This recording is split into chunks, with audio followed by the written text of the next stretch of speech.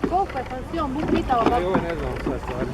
Ne, ja ću pitati to internet, pa onda bi se moglo doći tu na 10 dana. Imam ja, vi ste tu domaći?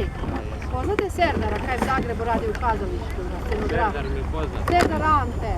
Poznat mi je, ali Mlađi ste od njega. da, ja. Možda bi nekog mojih Joj, kak je lijepo. Pogledu vino, a koje su ribe unutra? Pastrva nema ti, ne? Nema, kaj ima? Ima potreb, bio bi A bijelka ona? štuke malo. Štuke.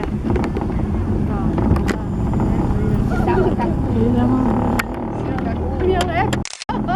Karavana. Šopinga mi se može.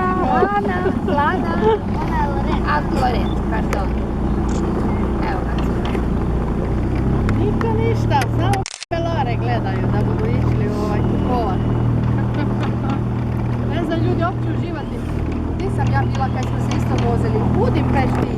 A joj, kak je to krasno. Budimpešti, divota. Divota.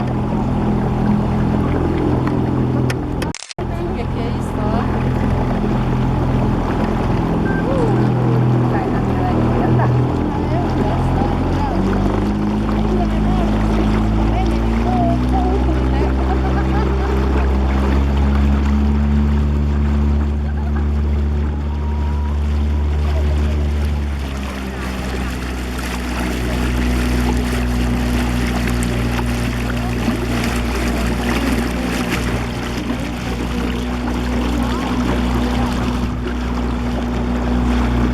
Vožnja po Uni prekrasno je.